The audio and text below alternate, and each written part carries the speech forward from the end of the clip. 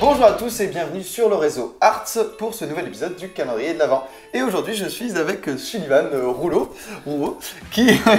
tu veux la phrase Maxime Bolognès. Voilà, non, continue. Ok, très bien, donc on continue. Ça va Sullivan? Oui, écoute, ça va très bien. Ouais. Moi je suis super content parce qu'aujourd'hui tu vas nous parler de la grande épopée de Picsou, la jeunesse de Picsou, que moi j'avais déjà lu dans la première édition qui était parue et qui ne rassemblait finalement qu'une partie, que la trame principale de la jeunesse de Picsou. Et là on a l'intégrale de Don Rosa, de la grande épopée de Picsou, même avec les épisodes inédits qui étaient dans Picsou Magazine seulement. Et je suis bien content qu'on parle de ça. Bah carrément, surtout qu'en fait, la vérité c'est que j'ai un petit peu piqué à Max cette idée de prendre Don Rosa, parce que c'est lui en fait qui est fan de Don Rosa et de l'héritage très Disney, Picsou, tout ça, Karl Barks, tout ça, c'est toi qui es fan de ça chez nous. Et en fait, moi Don Rosa, je l'ai découvert sur le tard, parce que, enfin oui et non, si moi Don Rosa, je l'ai découvert quand j'étais gamin, que j'achetais mon Picsou Mag comme tout le monde, je trouvais ça absolument fabuleux. Sauf qu'un jour, j'ai un peu plus compris la bande dessinée. On l'avait vu à Lille, il me semble, ça devait être en 2011 ou 2012. C'est un super chouette mec en plus, puis il ressemble à Picsou, donc ça gâche rien. C'est vrai que physiquement, il a un truc de Picsou quoi. Il a les petits... Et ce qui est dingue en fait, c'est que Glénat a vraiment offert un écrin mais absolument dingue. Donc la vraie édition dont on est censé vous parler, c'est celle-ci, qui est une intégrale en fait, qui reprend le tome 1 et 2 de la jeunesse de Picsou avec un beau format cartonné, avec la pièce et tout, que vous voyez juste là. Enfin bref, le sous-fétiche. C'est le sous-fétiche exactement, c'est un super cadeau. Après les éditions Disney qui étaient déjà très belles, c'est un très beau boulot de Glénat. Et en plus de ça, en fait, redécouvrir Don Rosa en 2014, c'est redécouvrir un sacré artiste de BD. C'est des trucs qui ont un âge fou aujourd'hui et pourtant ça vieillit pas d'un pouce. Le crayonné, la technique du mec est absolument excellente. Séquentiellement, le gars, il avait à peu près tout compris à ce qu'on pouvait faire dans une BD d'aventure. La Glénat enrichit en plus son récit avec plein de bonus en tout genre, avec du texte, tout ça. On avait par exemple à la fin, bon c'est purement gadget, mais en même temps le rapport à Picsou est purement gadget, c'est le rapport à l'enfance. Et on est content parce qu'il y a notamment plein de petits trous noirs qui se glissent dans l'histoire des Ducks, notamment qui est le père de Donald. Et ben vous pouvez le découvrir ici avec l'arbre généalogique de Donald. C'est con, hein, c'est le genre de truc. Moi, je suis pas un fan de la licence Picsou à tout prix. C'est pas un truc qui m'anime à fond. J'ai pas besoin, tu vois, d'avoir des figurines dans tous les sens. Sauf que moi, je vois ça. J'ai mon rapport à l'enfance, mon Spider Sense qui sonne à fond, et je me dis putain, c'est trop bien. C'est exactement ce que je veux. Et du coup, bah, y a rien qui est plus esprit de Noël à mes yeux que Picsou. Et même si c'est Disney, la méga corporation et tout, on s'en fout. À un moment, on laisse ça de côté parce que bah, Picsou, c'est mortel. Ça t'apprend un milliard de trucs sur le rapport à l'autre et tout, par des mises en abîme super malines. En plus, redécouvrir Picsou à un âge plus adulte, bah, ça fait redécouvrir. Hop, on va réussir à refaire ce truc là. Merci Maxime, je te prends comme assistant.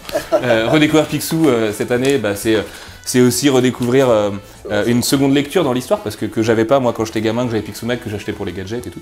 Voilà, et surtout ce que tu dis, ce qui est vrai, c'est que dans le sens où ça n'a pas vieilli une miette, parce qu'en fait la licence Picsou quelque part a un peu vieilli. Quand on regarde peut-être les Picsou Picsou géants ou les Picsou Mag et tout ça, ça a un petit peu vieilli dans le traité, c'est que c'est devenu une grosse licence, une grosse machine, et il y a des dessinateurs qui passent, et encore ça va, mais ce que je veux dire c'est qu'il y a beaucoup de dessinateurs qui passent, et bon, ils racontent une histoire de Picsou, c'est Picsou, etc.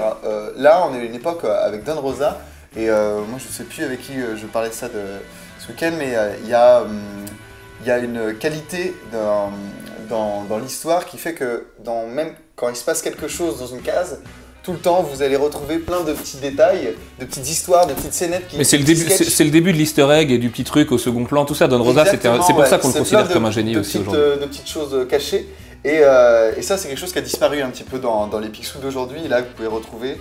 Donc après, il y a quelque chose qui est phénoménal aussi là-dedans, c'est que c'est toute l'épopée de Picsou, c'est la transformation du personnage, parce qu'au final, Picsou, quand il commence, c'est pas du tout un petit grincheux, hein, c'est un petit gamin. C'est à moitié un aventurier, on va dans des lieux absolument incroyables, il y a le merveilleux qui fonctionne à plein régime. Et on va comprendre vraiment toute la profondeur du personnage, toute l'évolution, comment il en est arrivé là, à finalement être, à devenir le capitalisme. Ouais, à devenir le capitaliste, à devenir un peu radin, à avoir peur de tout le monde, et finalement, on comprend un petit peu tout ça, et puis on lui pardonne finalement d'être... Et parce que Picsou, c'est un héros on ne peut plus humain, quoi. C'est le rapport que tu as avec lui. Moi, quand j'étais gamin, je réalisais pas trop que c'était un canard et tout, je m'en foutais un peu de la représentation animale, mais c'est vraiment un personnage qui est hyper intéressant pour sa psyché, sauf que c'est traité avec un talent fou déjà séquentiellement, donc c'est culte pour ça.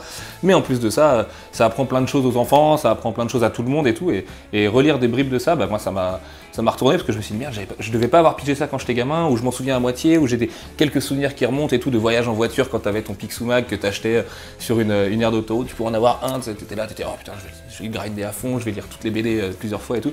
Et vraiment, que Glénat ait offert ça à Picsou, c'est une chouette idée. Et Picsou, comme les vieux Mickey de Karl Barks, ça mérite le coup d'œil aujourd'hui. Il y a des trucs, enfin, encore une fois, dans le rapport à la BD, il y a des trucs à redécouvrir avec eux. Et moi, je comprends pourquoi on m'avait dit Don Rosa, Karl Barks, c'est incontournable. À l'époque où je m'intéressais pas à eux et où pourtant j'avais déjà lu leurs trucs. Parce que, bah ouais, c'est incontournable. C'est deux gros génies, quoi. Il y a vraiment des réflexions très adultes, enfin, comme on parlait tout à l'heure du fait que finalement Picsou devient le capitalisme, mais et qu'avant toute chose c'est surtout un aventurier, ben, il y a des passages où ben, il a l'occasion d'être riche tout de suite et il fait « Ah non, j'ai pas encore eu ma dose d'aventure et tout ça. » Ouais, c'est ça, je l'ai pas encore. Mais ouais, il a encore ce truc-là et finalement c'est super beau, tu te dis « Ouais, mais en fait tout ce qu'il a acquis aujourd'hui, ben, en fait, limite, non seulement il l'a mérité quelque part, mais surtout c'est pas quelque chose, c'était pas ce qu'il voulait, tu vois, encore une fois c'est le chemin qui compte, c'est pas la destination. » Et là c'est pareil en fait, c'était juste son objectif, devenir riche, parce que en voulant ça, ben, il est traversé par plein de trucs et ça c'est vraiment, moi ça va me faire pleurer aussi.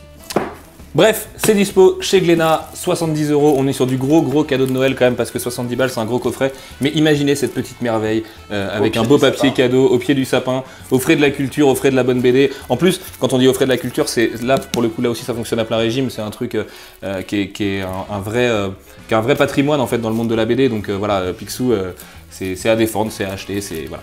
Allez-y, parce que ça vaut le coup. Et voilà, bah merci Sullivan pour avoir accordé ce petit moment de retour en enfance autour de Picsou, la grande épopée, la jeunesse de Picsou. Et quant à nous, on se retrouve demain pour un nouvel épisode du calendrier de l'Avent. Ciao.